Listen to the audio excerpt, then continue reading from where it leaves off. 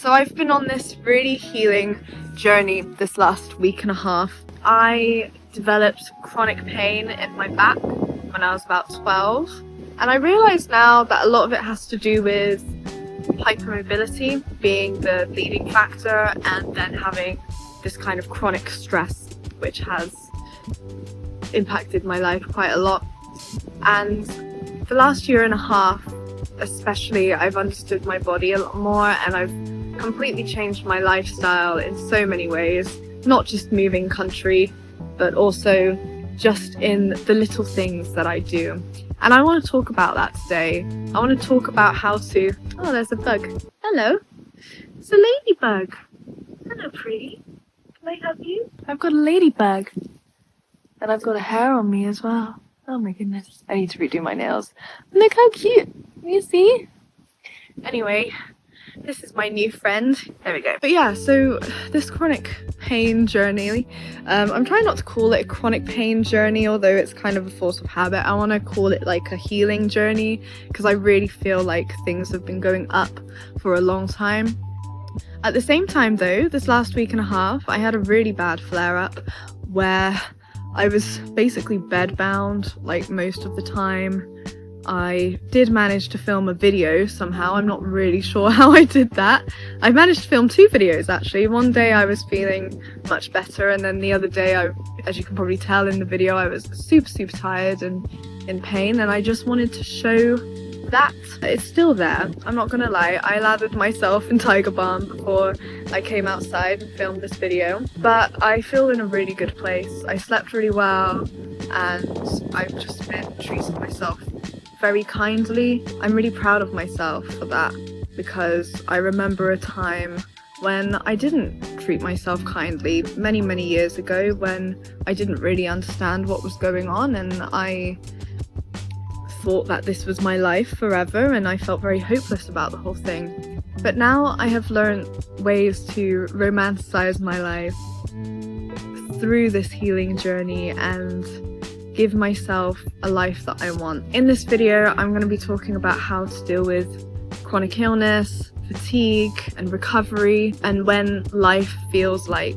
it has to be put on hold because of these things. You might be waiting for the healthy version of you to come back, but I want to give my 2 cents today and put out the idea that even if you need to slow down, even if you need to momentarily put your life on hold, you don't have to wait to become the healthy version of you to enjoy your life, because your life is happening right now, and this chapter is really important when you're going through illness and fatigue. How you treat yourself in those moments, those are almost more important than how you treat yourself when you're feeling in top form.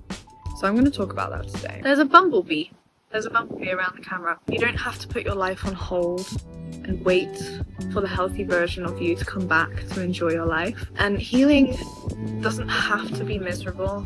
I know it's hard. I know that when you're in it, your days will fluctuate like this. I really get it. I'm not saying that, but you don't have to be sat in this metaphorical waiting room for your life to begin. There are a lot of insects like flying around my phone. There's like a little hoverfly right now. There was a bee a minute ago. I think they're all quite interested. They might think it's a flower. I used to be like that. I used to think that I had to wait for my health to get better before I could start living. And actually, I have found that it's the opposite. Even though you have to alter your life, you do have to change your lifestyle. Your life begins when you decide it does. It doesn't start when you're waiting for it to begin, you know? So in this video, I have 5 ways that you can romanticize your life when you're on a healing journey. My first step is to focus on what you can control. Look around at your life right now and have a think. I know that when your body is unpredictable, it feels like your life is kind of out of your hands. There are things in your vicinity that you can control. You might not be able to control when the flare-ups happen, how you feel that day. If you're really tired, you can't control how much energy you have, or even how quickly your body recovers. You can't control whether you're going to have a good pain day or a bad pain day. The these are some things that you can control. You can control the environment that you create for yourself. You can control to speak gently to yourself. You can control the rituals that you create within your routines and your days that make you feel safe. How you spend your energy and what you decide to do with that energy, even if it's not that, you still have control over that. You still have control over what you surround yourself with. If it's helpful for you, you could make a little list for on these pain days when it's really overwhelming and you're in a bit of a brain frog. You're in a bit of a brain frog. When you're in a bit of a brain frog and you when you're fuck. When you're in a bit of a brain fog. I'm surprised I'm not in a brain fog right now.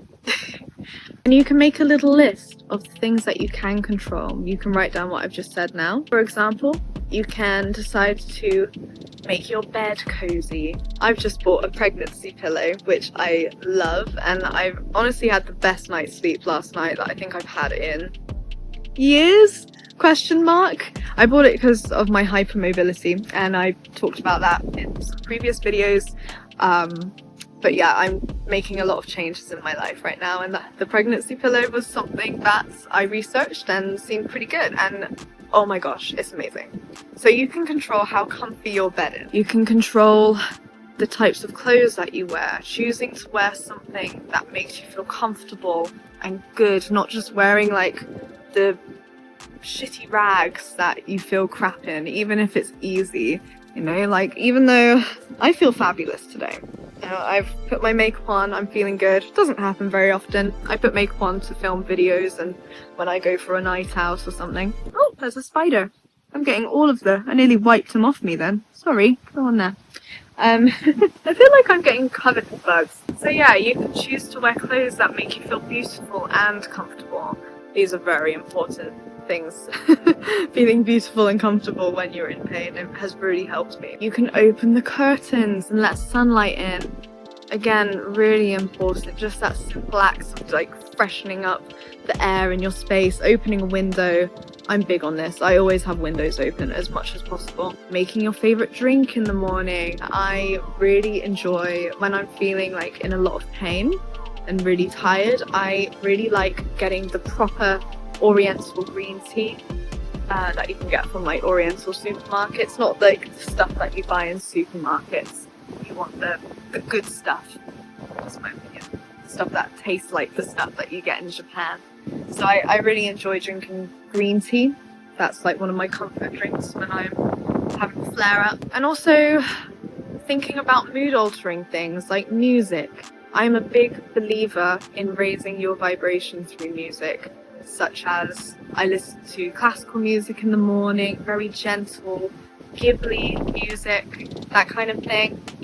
And I just feel like it elevates my whole mood just by putting on my noise cancelling headphones or a speaker and just having that tinkling away while I'm just going about my morning. And so just in total, creating a calming space for yourself. Like, how can you do that for yourself? I've told you my way. I'd love to hear your way in the comments. How do you make yourself feel calm, and what are the things that you want to incorporate moving forward to add to the things I can control list? All right, step number 2. Step number 2 is little lifestyle changes that make big lifestyle changes over time. I found that a romanticized life isn't necessarily from making big drastic changes.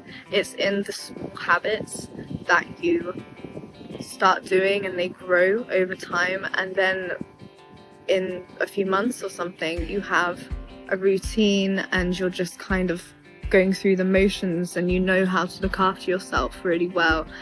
You know, I didn't create my romanticized whimsy life overnight. This has taken a really long time to create this beautiful space, and this beautiful space in my mind and in my physical reality. And it was from doing really small steps, and they compounded over time. My first little lifestyle change would be to slow down. I think in this society that we live in, it's really encouraged for us to be go, go, go, hustle, hustle, And that doesn't work for everybody, and I realize that now. I hustled a lot. I did a lot of hustling my whole life. I'm just gonna sit this way because I want to put my feet in the grass, but I don't want to like show you guys up my skirt. So I'm just gonna sit here. I think that's okay.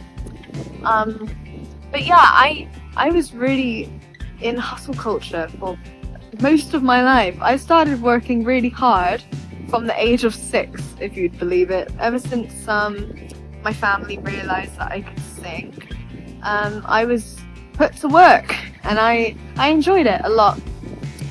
There's no doubt about that, but at the same time I kind of created this belief that if I wasn't hustling, I was a failure. And when you have chronic pain, when you have a body that doesn't work like a normal body, that's just not the reality. And I certainly learned that the hard way. So now I really embrace the slow life, and I really enjoy it. And I'm going to tell you a couple ways that I slow down. But yeah, I learned that slowing down is actually what makes you present in your own life. You don't feel like you're in a rush all the time and just going through the motions trying to survive. So some ways that you can slow down, the ways that I like to slow down, simply slowing down everything that you do, taking more time than you necessarily need to do things, taking more time to get somewhere, walking slowly. I used to have this like Tokyo strut when I lived in Tokyo, because everyone was bloody Tokyo strutting, and so we'd all just like wind round each other, and I've had to learn to not do that and just walk at my own pace and be calm and chill. Take your time to make your food. Enjoy the process of adding ingredients and taste testing and just being really present while you're cooking or doing whatever. Even like washing up, I think, can be very therapeutic. I bloody hate doing the washing up, but I do try and see it as like a mindful practice. Notice nature around you.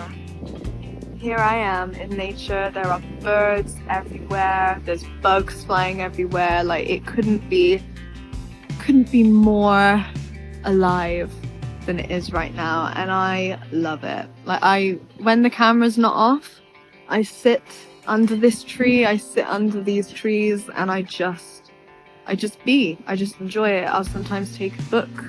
I'll sometimes just lay. I'll do TRE. Wow, I think there's a red kite over there. Oh my goodness.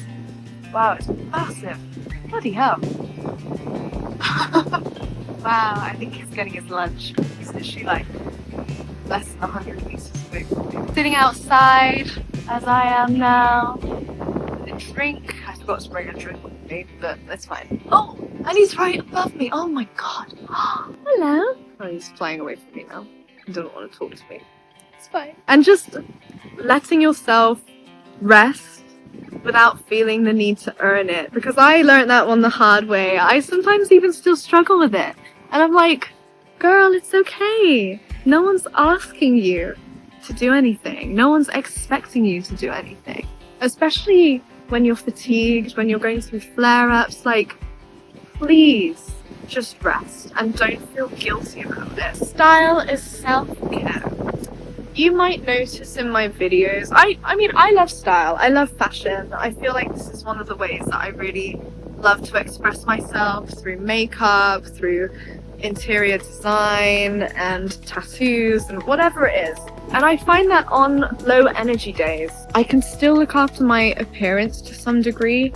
I'm not saying like wearing your best outfit, doing a full face of makeup. This is not at all what I'm saying. I'm literally talking about the bare minimum things that will make you feel elevated and make you feel good about yourself. Even on low energy days, I always make sure that I get ready for the day. Even if I'm going back to bed, you know, I will put on colors that feel really good. I really love wearing skirts because they are just really floaty and I feel very whimsy in them.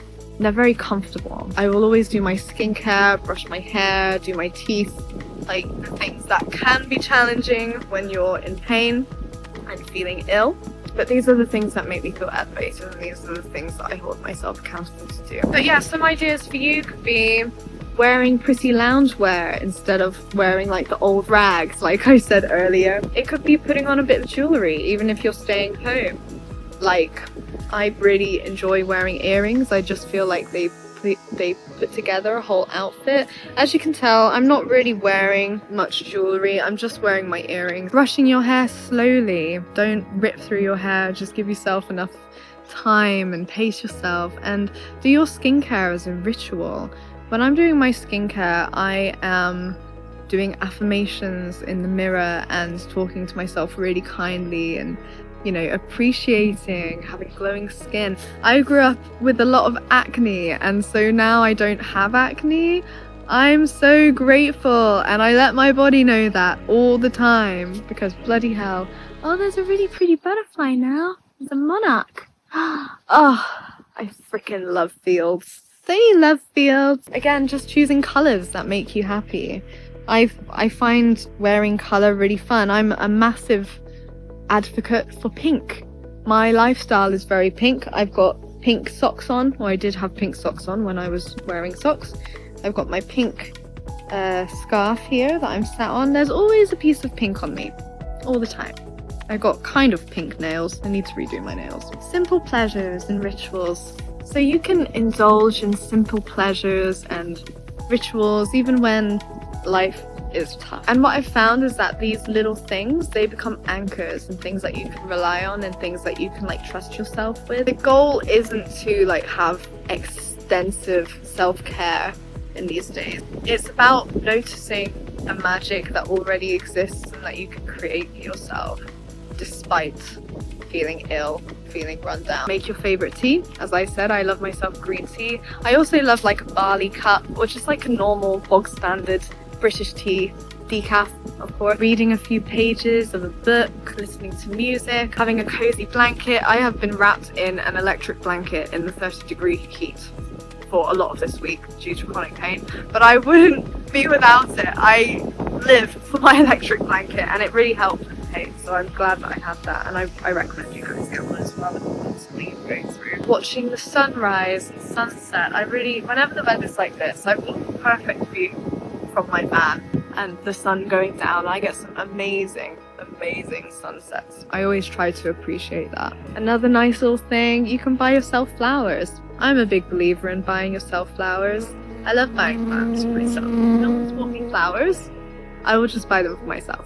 And I'm never really without fresh flowers nowadays. Like I enjoy having them. And in my case, I really enjoy cuddling Toothless. Toothless is my cat. He comes and cuddles me in bed pretty much every morning, and we'll have like nice cuddles before breakfast, and it's such a vibe. Like I would not be without that. My tip number 3 is all about making recovery really soft and enjoyable.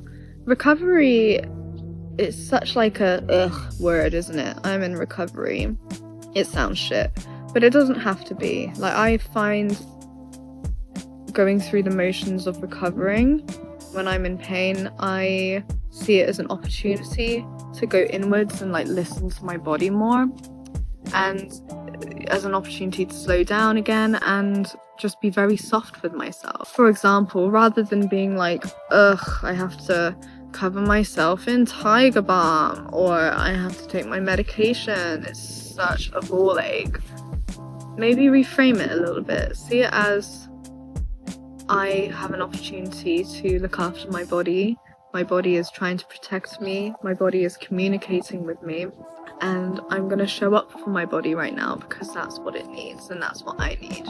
And reframing into that kind of mindset, it really changes everything. It really changes everything. You go from a lack mindset to a more abundance mindset, which is a very important thing to have when you are in recovery. Something that I often do is when the pain is really bad, or when I'm putting on Tiger Balm, I will sometimes even say out loud, I'll say, thank you body, thank you for healing me, thank you for communicating with me, thank you for holding me in the ways that I sometimes don't even notice. And you can just affirm to yourself and just be grateful.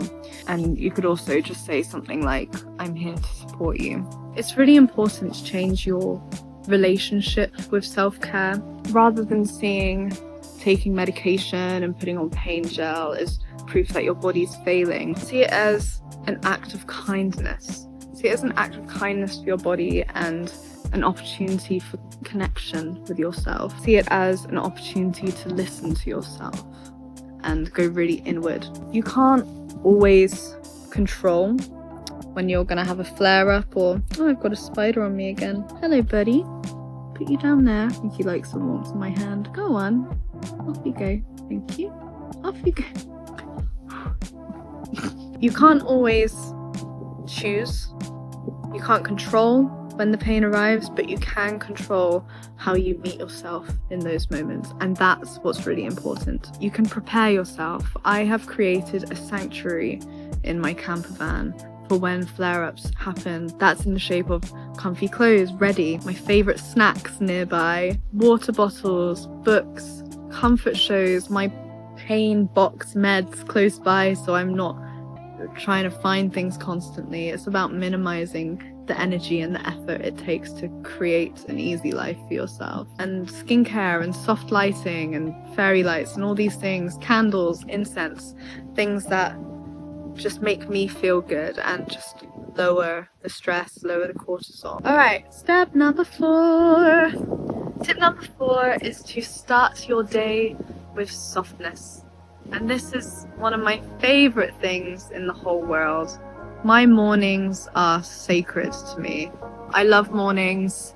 I love the time that I have in the morning to really just be with myself and think about the intentions for the day, rather than like immediately checking your phone, getting straight into work, doing whatever, fast-paced things that you might usually do. Just slow down and wake up slowly. If you can, give yourself some extra time in bed. I love staying in bed like an extra, anywhere between 10 minutes to half an hour, where I'm just cuddling my pillows, I'm journaling in bed, I'm also reading and just being a bit of a sloth.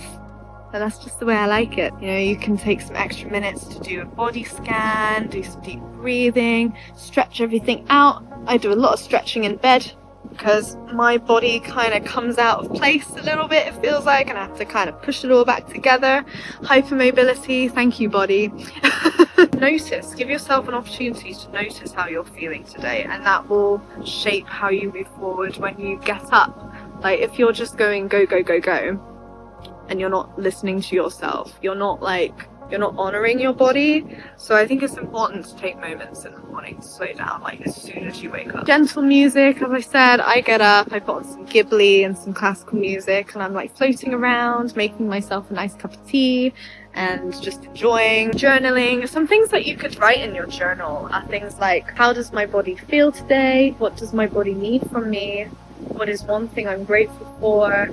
And what would make today feel magical? And just keep it really simple. To be honest, I often word vomit in my journal. I'm not super precious about it. I usually just say I need to write 3 pages. I've got a little journal. I write 3 pages and it's whatever comes to mind. And some days it's so insightful and amazing and I'm wow, philosopher. And other days I'm what the fuck is this? And I read it back and I'm oh my god. But anyway, it can be whatever you want it to be, but I think just the practice and the getting in the habit of that is a really positive thing to do. Number 5, this is my last point. And my last point is to create a life that you don't need to escape from. Oh my god.